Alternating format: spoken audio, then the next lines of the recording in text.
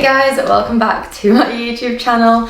Today we have a pretty intense glute workout. I'm going to take you through the entire workout. This is like my go-to for getting back into shape, getting my glutes back, and I'm going to also explain how I progressively overload this exact workout. So it's the same exercises, but I do them differently. I do different sets, different reps, depending on like what's going on or how many weeks I've done. I'll explain the whole thing as we get into the video, but welcome back. I know I took a little break. I was on vacation and I know a lot of you are going to be asking about the fasting video because I've had a few DMs about it already, and that is coming. That will be the next video. So there's this one and then the fasting video. Slight delay with that one obviously just because it's quite informative, so I need to make sure that the information's all like right and good to go, but that will be the next video, so don't worry, it's coming. I haven't forgot it, and yeah, let's go. Hey, yeah. Got the sun up on my face. I think I need a little break. Sun up on my face, someone feel. Hello. So we are in the gym at the moment. I'm just trying to be quiet because obviously there's people working out around me, but we're gonna do some warm-up sets of hip thrust. This is like my biggest exercise. I start with it first because you really want your glutes to like basically use up on this exercise, not so much get exhausted from like other exercises, and then when it comes to this you don't have the energy. So I always start with hip thrust. Like that's my biggest tip ever. We do a lot of sets of this, like a lot, maybe a bit too many, but it's fine because our glutes are our focus. So obviously we don't want to just like throw in a bunch of sets on lunges when we actually want to focus on our glutes, because obviously that's going to work your quads and your hamstrings a lot more. Obviously if you haven't trained for a while, you want to start off with less reps, less sets, and then work your way up with the weights, with everything. I'm going to explain to you on the voiceover exactly how I progressively overload, but let's just get into our first warm-up set of hip thrusts. So this is my base workout. Your sets can be lower than this to start off with if you're a beginner, or you can keep it the same if you're a bit more advanced in the gym but you've just taken some time off. But this is like the base workout that I always go to. This is like my base sets and reps and everything. So definitely go slow with it. There's no rush. It's better to build it up slowly than to, you know, go full steam ahead and injure ourselves or cause your recovery to be lower. You just definitely want to get yourself slowly eased into it, which is the biggest tip I have. This first set is just to warm our glutes up, get our glutes primed, ready to go. It's really going to help to get them activated as well. That's why we go lighter with a lot more reps, just to kind of get them fired up in action. We are now on to our working set. This is where you're going to go a bit heavier, really get your glutes working and get them sort of even more pumped up. But I really like working up to my working sets in hip thrust because then you can hit all the different rep ranges as well. Okay, so we've done our first warm-up set, which is just high reps. You want to just get your glutes fired up in that position, ready to go for the working sets. Now we're on our working set, so I've upped the weight, as you can probably see. This is going to be our second set. So like I said before, all of my sets will kind of change depending on where I am in my like training plan. Like if I've been working out for like a good few weeks and progressively overloading, I'll actually do a lot more sets, a lot more heavy weight than I would do compared to right now, because I haven't actually trained in like 3 weeks. Don't look at me. We're going to jump into 2 of these working sets, then do 2 more working sets but with heavier weight, and then 1 set of like our maximum weight. Like we're going to push, you know, pretend you're having a baby, like push. And then like maybe next week I'll do 2 warm-up, 3 this one, 2 and then 1, and then maybe the week after that I'll do 2, 3, 3, 1. Do you see what I'm getting at? And then like slowly work up the weight. So like 1 week I'll have this weight, maybe the next week I won't change the sets will be the same, but the weight will go up. Something week to week will go up, whether that be the sets, the reps, or the weight. Do you get my drift? You feel like you're not recovering, you're not really, you know, getting the results anymore. You feel like you're kind of like stagnant a little bit and you can't actually progress even further.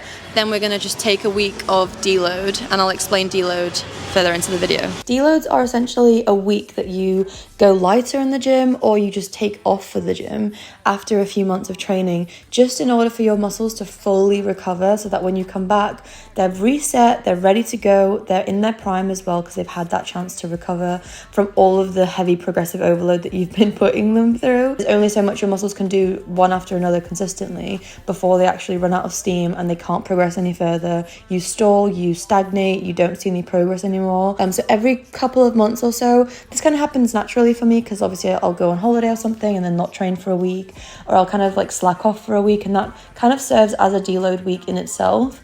But obviously if you are training very consistently, it's important to integrate those in there if it's not happening naturally. I then lower all the set ranges back again to this specific workout, but I still lift heavier than I did at the start of the previous one. So, you know, my weights this time round will actually be heavier when I come back to it, but still with the lower sets and the reps and everything like that. So yeah. And you still want to try and use a weight that you can still maintain the form good with, and that your glutes are still getting involved with, because if your form starts suffering, you know it's time to lower the weight, or you've gone a bit too heavy and glutes won't be as involved as we need them to be. They won't be taking the majority of the tension. And we're going to go over to sumo deadlifts.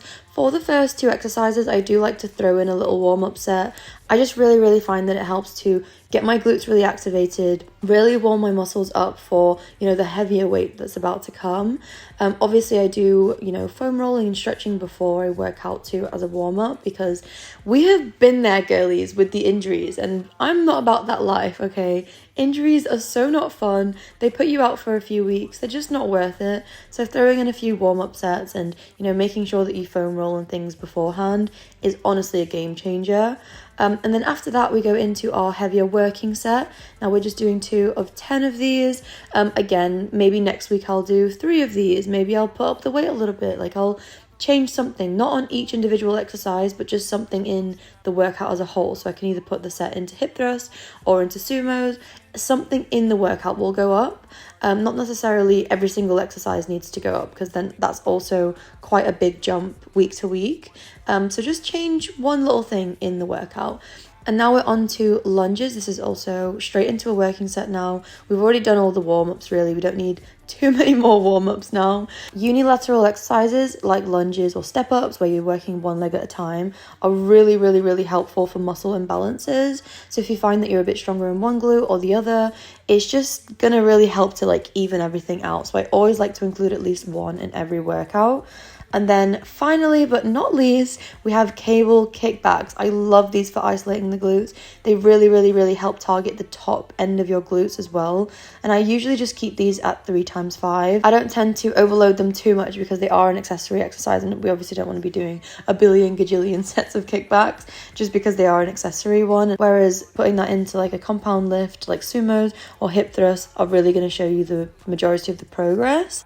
You know what, you've probably seen me in this outfit like 100 times now. It's actually embarrassing. So this is the baby tee, and then the contour shorts, obviously. I think you guys have seen me wear these shorts honestly a trillion times at this point. This shirt is the perfect length to where I don't have to like show any skin if I want. I can also like roll it up and then show a bit of stomach. It's kind of like, it's versatile. It's not just like mini little crop tops. And I've been begging Alphalete to come out with more tops like this, like actually more wearable. Because obviously like people do love the crop tops. I do love the crop tops, but it's not every day that I really want to wear a tiny little crop top. Like it's just not. Which I think is fair enough. And I've been speaking to the design team, and they do have tops coming, like some full length, full arm, like I'm excited. I think that's coming more towards more like September time. I will keep you all updated, but if you do want anything at all from Alphalete, I do have a discount code. It's just BELA. This will save you 10% off your entire order. That was the hardest glute workout in a while, to be honest, because I didn't go to the gym for like 3 weeks. So I was weak, like very weak. I've not really been training as consistently. You can definitely feel the results of like what you do in life, and my diet hasn't been like on point. There are just a few things in the past few weeks, which is fine. Like it's okay to go on holiday, it's okay to live life, it's okay to have a few weeks of like, you know, not really being on track with your eating goals and fitness goals and everything like that. Like it's not the most important thing in the world. But it does obviously affect your training. All of the muscle progress you make isn't just lost forever. Your muscles do hold muscle memory, which remembers the size that they used to be, remembers what they used to be like. So gaining that back is a lot easier than gaining it for the first time. So I honestly will get like the exact glutes I had from a few months ago back in honestly a couple of weeks. maybe a bit more, but not that long at all. I don't think people realize how easy it is to just get back on track. So if you have missed the gym as well through the summer, you're with friends, you're drinking, you're socializing, you're, you know, just being a human, you will be able to gain all of your muscle back and more. So yeah, don't fret too much. That is like my workout that I honestly just like smash every single time. I've obviously shared this with you guys many times now, so you all probably all know already like my type of routine. Sometimes I do switch out the exercises here and there, but those are like my base. Like those are the ones that I typically just revert back to when I just want to like hunker down and get my glutes back. Part an exercise or two that I might switch out, like I might do step ups instead of lunges, or I might do RDLs instead of sumos. But hip thrusts, they never leave. They are there every time. I don't think there's been a glute workout that I've done that hasn't had hip thrusts in it in years, probably. I've gotten comments before being like, oh my God, in this workout she did 8 sets of hip thrusts. I'm like, yes, because I'm putting in my volume in the places that I know that I want it the most. Like hip thrusts are a priority for me because they are so glute focused. I will change a few exercises around, but that kind of workout base stays the same, and I just change the weights, the sets, and the reps. Next week I'll add maybe an extra set somewhere in hip thrust. The week after that, maybe I'll keep the sets the same, but then I'll add a few extra kgs, or I'll add a few extra reps to hip thrust and something else. And then the next week after that, I'll add something more. So you want to always be adding something. Don't just focus on adding sets, because obviously it then gets very, very, very long. Like the workout will be 3 hours long if you only add sets to everything. So maybe, you know, try and play around with it. That is the base really. It's really not overly complicated. I know a lot of people online like to make it extremely complex and like difficult, but it is very, very, very simple. As long as you've got the base workout right, and you've got like a good amount of sets and reps, and you're doing the right weight, and kind of everything's working together, and you're progressively overloading. That does actually, I'm making it sound complicated now.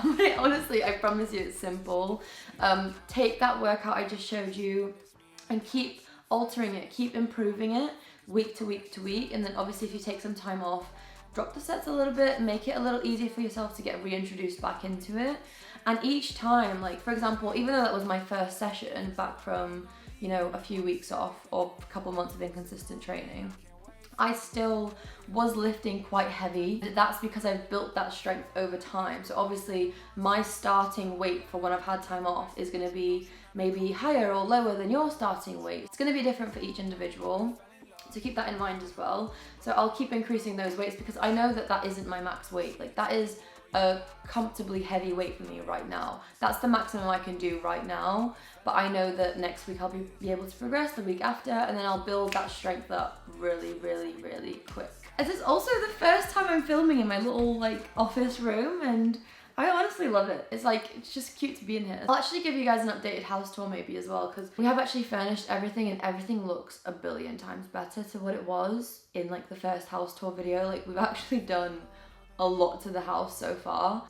So next week's video is going to be the fasting one. I'm actually filming that this Wednesday, so in 2 days time. I'm about to do a fast now, so I'll film the whole shibuckle. The shibuckle. I'm sorry about my little mini hiatus from YouTube.